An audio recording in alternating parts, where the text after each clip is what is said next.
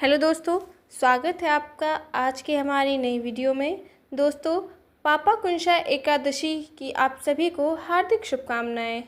आज मैं पापाकुंशा की एकादशी की कथा लेकर आप सभी के सामने प्रस्तुत हुई हूँ। तो चलिए आज की अपनी कथा हम शुरू करते हैं।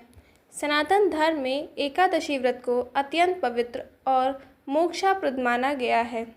चतुर्थ मास में आने वाली प्रत्येक एकादशी का विशेष महत्व होता है। अश्विन मास के शुक्ल पक्ष की एकादशी को पापांकुशा एकादशी कहते हैं।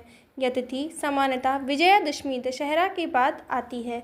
इसका अर्थ है पापों को नष्ट करने वाली एकादशी। शास्त्र कहते हैं कि इस व्रत के प्रभाव से मनुष्य सभी प्रकार के पापों से मुक्त होकर भगवान विष्णु के धाम को प्राप्त करता है। पद्म पुराण में पापाकुंशा एकादशी का वर्णन मिलता है। एक समय भगवान श्री कृष्ण ने अर्जुन से इस व्रत का महत्व बताया था। भगवान कहते हैं, हे अर्जुन, अश्विन शुक्ल पक्ष की एकादशी मनुष्य को सब पापों से मुक्त करती है। यह व्रत मनुष्य को पाप रूपी कष्टों से मुक्त कर देता है, जैसे सिंह में अपने शिकार को कर देता है। इस व्रत का पालन करने वाले को मृत्यु का भय भी नहीं रहता है। पापाकुंशा एकादशी के प्रसंग में अयोध्या के समीप एक गांव में व्रज नामक शिकारी की कथा आती है। वह वन में हिंसा करके जीवन यापन करता था। उसके कर्म पापमय थे, पशु हत्या, चोरी और मदिरापान। जीवन के अंतिम समय में जब यमदूत उसे लेने आए तब वह भयभीत हो गया। उसी समय आकाशवाणी हुई, हे व्रज, तू भाग्यशाली है कि आज तेरे प्राण छूट रहे हैं, क्योंकि तूने संयोगवश पापाकुंशा एकादशी का व्रत किया था। उसी पुण्य से तुझे यमलोक नहीं विष्णु धाम प्राप्त होगा। यमदूत हट गए और विष्णुदूत प्रकट हुए। वे उसे लेकर वैकुंठ धाम चले गए। यह कथा बताती है कि पापों से लिप्त मनुष्य भी यदि श्रद्धा से इस व्रत का पालन करे तो उसे मोक्ष प्राप्त होता है। इसी प्रकार एक और कथा बहुत प्रचलित है पुराणों में।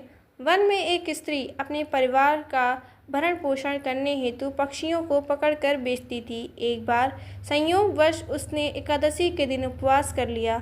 उसने पूर्ण रूप से नियम नहीं किया, परंतु उस दिन उसने अनजाने में फलाहार किया। मृत्यु के बाद यमराज के दूत उसे ले जाने पहुँचे, किंतु विष्णुदूत आकर बोले, इसने पापाकुंशा एकादशी का पालन किया है, अब यह वैकुंठ जाएगी। तो जैसा कि आप सभी को नाम से पता होगा इस व्रत का क्या महत्व है, इस व्रत को करने से हमें किस फल की प्राप्ति होती है। तो चलिए इस व्रत की विधि जान लेते हैं।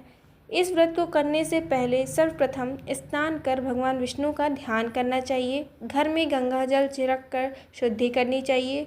व्रत का संकल्प लें कि मैं पापाकुंशा एकादशी का व्रत करूँगा और भगवान विष्णु की आराधना करूँगा या करूँगी। पूजन विधि, श्री हरि विष्णु का चित्र या मूर्ति स्थापित करें। धूप दीप नैवेद्य पंचामृत से स्नान कराएं। तुलसी दल अर्पित करें। विष्णु सहस्त्र नाम या विष्णु मंत्र ओम नमो भगवते वासुदेवाय का नाम जप करें। व्रत का नियम, दिन भर उपवास या फलाहार करें। रात्रि में जागरण कर भजन कीर्तन करें। अगले दिन द्वादशी को ब्राह्मण को भोजन कराकर दान देकर स्वयं भोजन करें। पद्म पुराण और स्कंद पुराण में कहा गया है, जो मनुष्य यह व्रत करता है उसके पाप नष्ट हो जाते हैं। वह मृत्यु के बाद यमराज के दूतों का सामना नहीं करता है, उसे वैकुंठ धाम की प्राप्ति होती है। उसके पूर्वज भी स्वर्गलोक में स्थान पाते हैं। यह व्रत करने से मनुष्य को अश्वमेघ या यज्ञ के समान फल मिलता है। पौराणिक संवाद क्या कहता है? भगवान श्री कृष्ण अर्जुन से कहते हैं, हे अर्जुन, यह व्रत मनुष्य को मोक्ष प्रदान करता है। इसका पुण्य असीम है। यह व्रत को करने से मनुष्य विष्णु का प्रिय हो जाता है और पाप रूपी कांटों से मुक्त हो जाता है। पापाकुंशा एकादशी केवल व्रत नहीं बल्कि जीवन की शुद्धि का अवसर है। यह व्रत हमें अहिंसा, सत्य, दया और भक्ति का मार्ग दिखाता है। इससे हमें यह सीख मिलती है कि चाहे जीवन कितना भी पापमय क्यों न हो, ईश्वर के नाम और व्रत से मुक्ति संभव है। कहा जाता है कि जो श्रद्धा से इस व्रत की कथा सुनता है या सुनाता है, वह भी सब पापों से मुक्त होकर मोक्ष प्राप्त करता है। पापाकुंशा एकादशी का व्रत करने वाला भक्त जन्म मरण के बंधन से छूटकर श्रीहरि विष्णु के धाम में सदैव सुखपूर्वक निवास करता है। तो जैसा कि मैंने आप सभी को यह कथा सुनाई। दोस्तों, अगर आपको ये मेरी कथा पसंद आई हो तो मेरे चैनल को सब्सक्राइब कर लीजिएगा और बेल आइकन प्रेस कर लीजिएगा और एक लाइक का बटन ज़रूर दबा दीजिएगा।